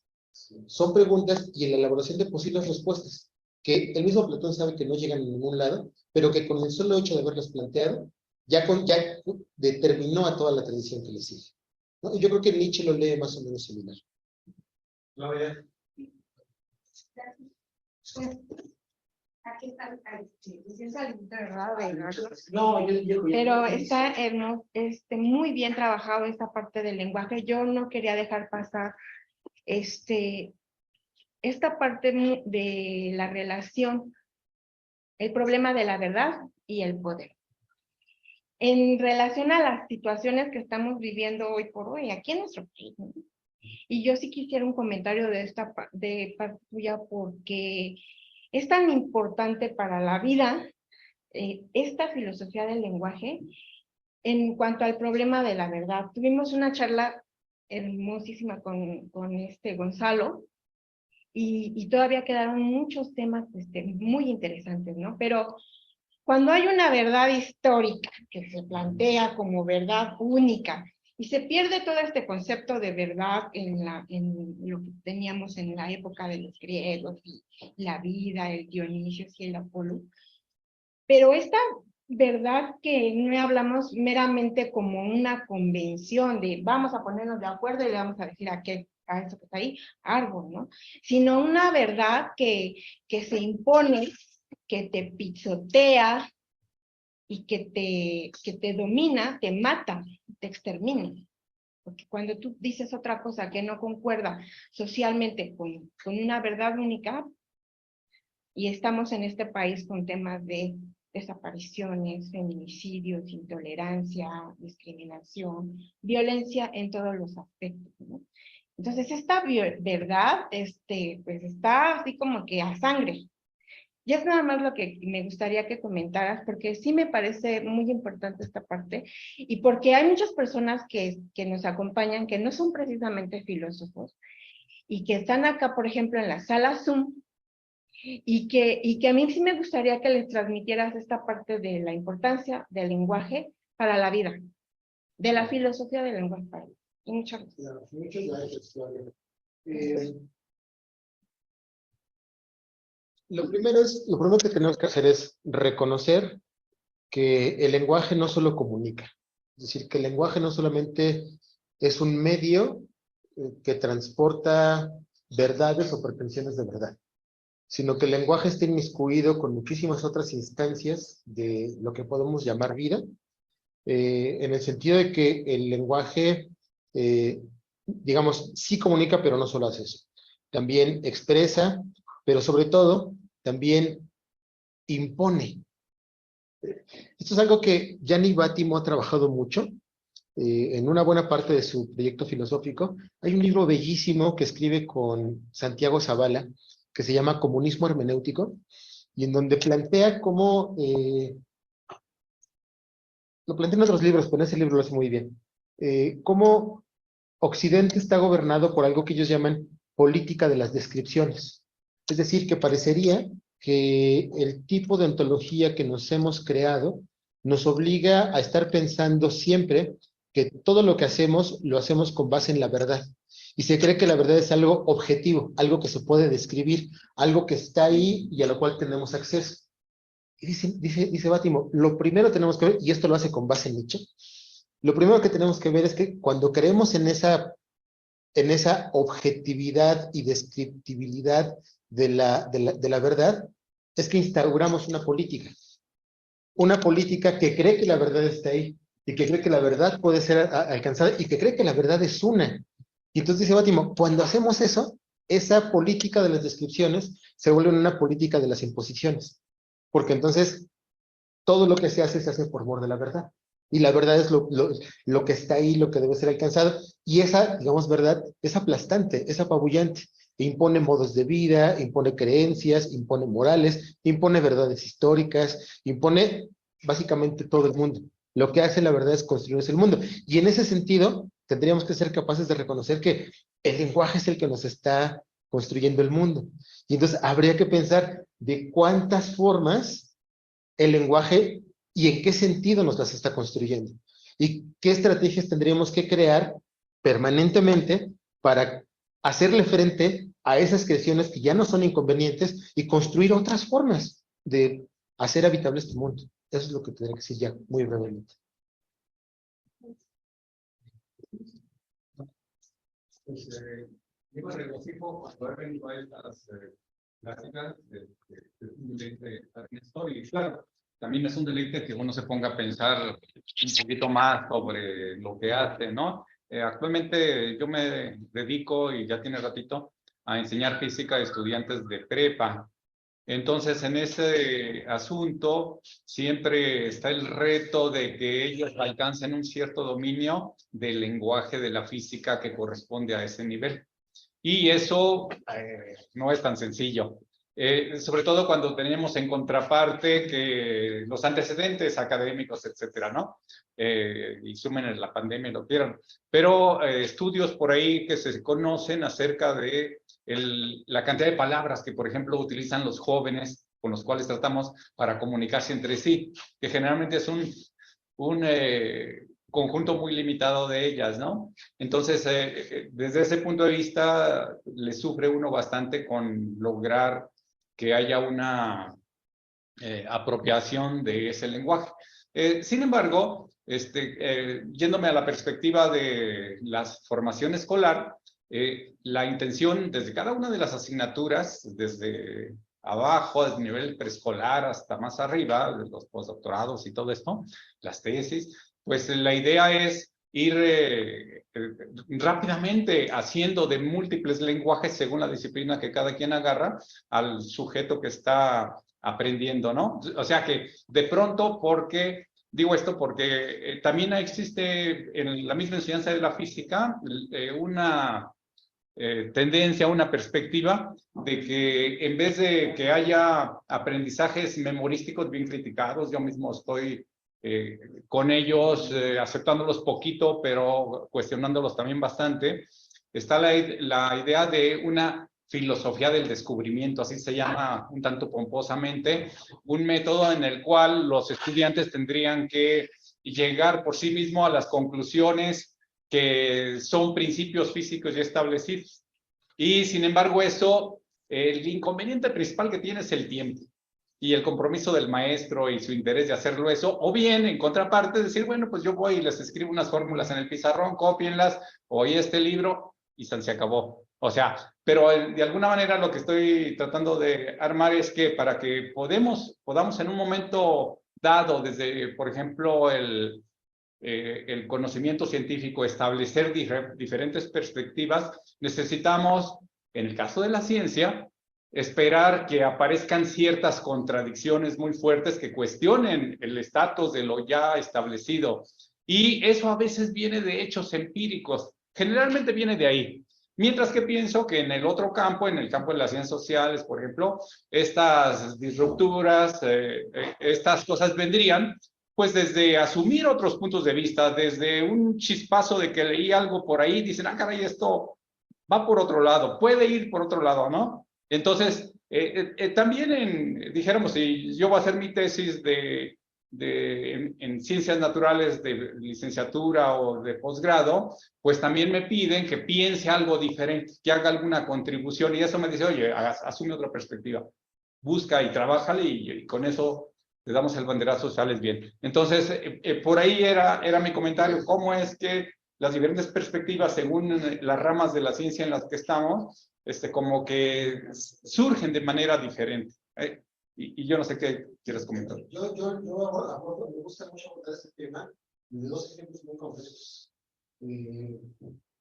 Por ejemplo, en el ámbito de la física, uno puede pensar en la noción de espacio y tiempo. Espacio y tiempo. lo vivimos cotidianamente y lo experimentamos de una forma específica, con base en cierta concepción que nos hacemos en la vida cotidiana de los espacios-tiempos. Entonces, si pensamos, por ejemplo, en Newton, pensamos cómo sus nociones de espacio y tiempo son absolutas. Y uno puede vivir con esa explicación en la vida, y pensar en un universo así, como se pensó durante mucho tiempo.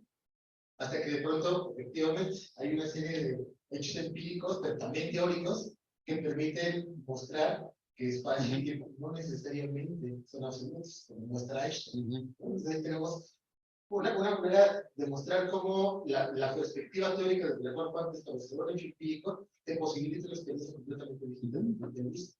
Ahora bien, en el ámbito de las humanidades, creo que tienes toda la opción de plantear esa forma. La cosa no es tan sencilla. Hay un ejemplo que a mí me gusta mucho poner, es decir, si nosotros vamos a la catedral metropolitana de la Ciudad de México y le preguntamos a un feligrés que entra a la catedral, ¿qué es eso? Pues te va a responder que es la casa de Dios. Si le preguntas a un historiador del arte, te va a decir que es un edificio donde hay una mezcla entre lo gótico y lo barroco y hay una armonía. Y si No se oye. ¿qué es eso? Entonces te va a decir que es un edificio de tales dimensiones, hecho de tales materiales, con ciertas texturas que están a punto de caerse, etc. ¿Ves? ¿Quién tiene la razón? Estrictamente hablando de cosas. Entonces, ahí muestras cómo no se trata de una relatividad, sino de una perspectiva. Es decir, está bien, y desde ahí lo puedes enfocar. Básicamente estoy de acuerdo con todo lo que dijiste. Sí, mire, nos denunció el concepto de que el lenguaje construye el mundo. Entonces, los países desarrollados, llamados desarrollados, son desarrollados por su lenguaje, y si es así, entonces, bueno, ahora, sí, o sea, desarrollados como el dominante, pues, ahora, es el que tiene los recursos, ¿verdad?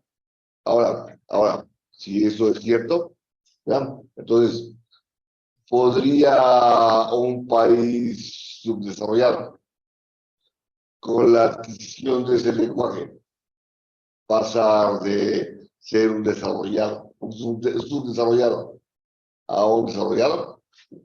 Y si no, ¿cuál sería el contraejemplo de eso? Entonces, sí, eso sí me agradaría saberlo, porque pues abre una perspectiva tremenda a la cuestión de simplemente el aprendizaje del lenguaje. Sí. Es una pregunta muy difícil.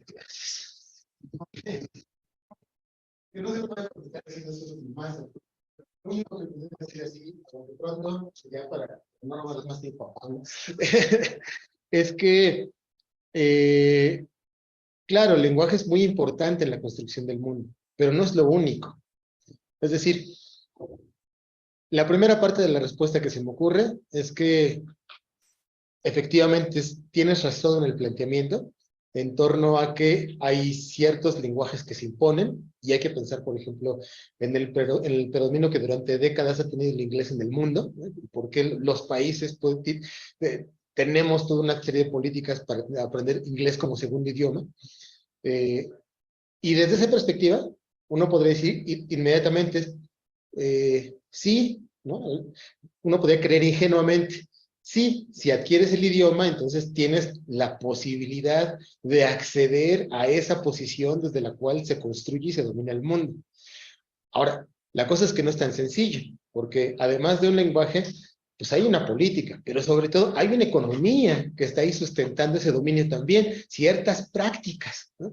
Y entonces, cuando nos damos cuenta de eso, pues nos damos cuenta de que por mucho inglés que aprendas, si no tienes toda una estructura complejísima en términos de producción económica y de ejecución, de inversión, etcétera, etcétera, no tienes esa posibilidad, ¿no? Hay toda una historia que sustenta esas prácticas, ¿no? Yo creo que eso es lo que tendría que decir, porque de verdad es muy compleja, es un universo que acabas de abrir con ella. Entonces, digamos, en términos muy sencillos te diría, sí, es muy importante el lenguaje, pero no es lo único. Y en este sentido en el que tú lo preguntas particularmente, a lo que le tendríamos que poner atención, más que al lenguaje, es a la economía. Sí, a ver, lo que pasa es que tenemos algún comentario. Sí, yo sé que ya tenemos, pero también tenemos que darle oportunidad a los compañeros que están en la sala.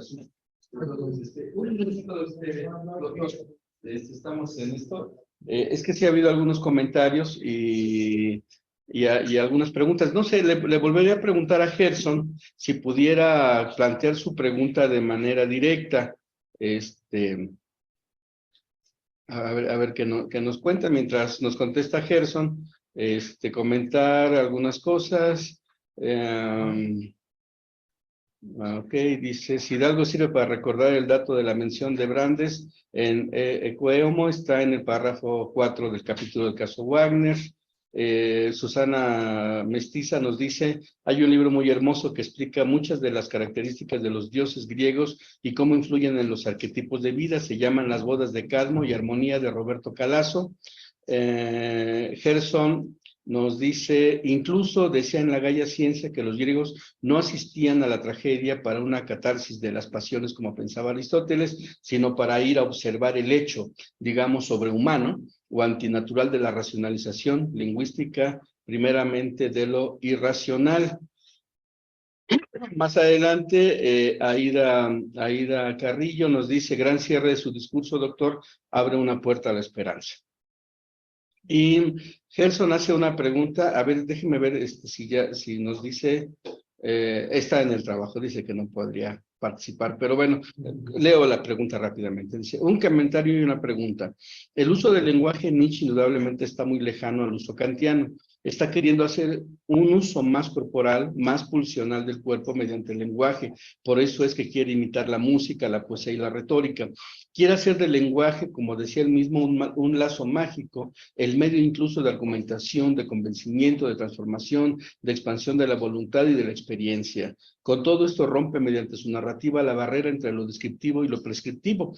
Pues, por ejemplo, cuando nos está hablando de lo dionisiaco, no solo busca que entendamos qué es lo dionisiaco, sino que busca generar la experiencia dionisiaca.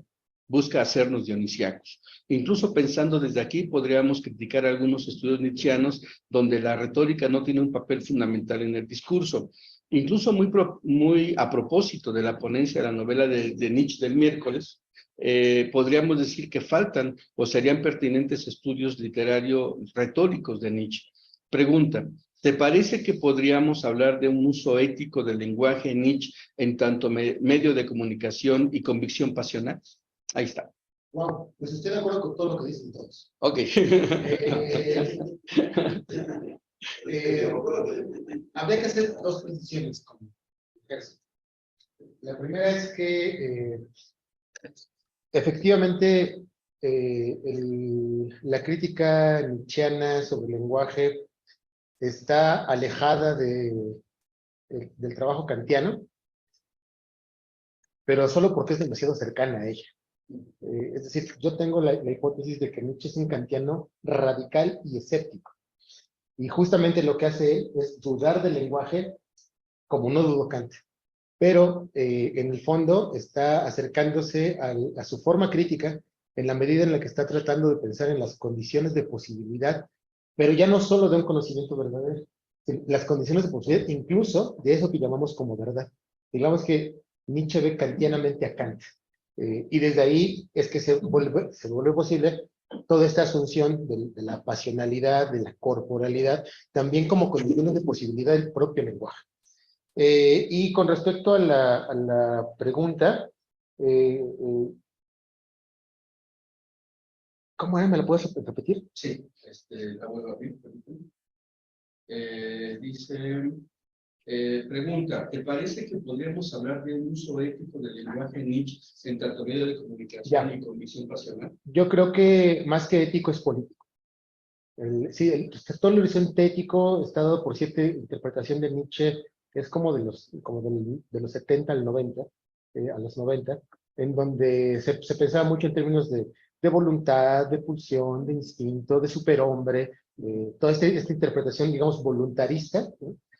Pero creo que esas lecturas están ya un poco caducas y creo que se tendría que abrir más la posibilidad, porque así lo permiten los textos nietzscheanos, de pensar al lenguaje en términos más políticos que... Bueno, pues queremos agradecerte mucho, doctor, tu participación y obviamente nos quedamos con muchas cosas aquí en el papel y en la cabeza. Quiero comentar rápidamente que el doctor trae este libro, Filosofía del Lenguaje, Horizontes y Territorios. Yo quiero comentar otra cosa. Sí. Es un regalo. Es un Se los regalo. traje como regalo. Ok. Entonces ya me quedé con el mío. Alcanza para todos, no se preocupen.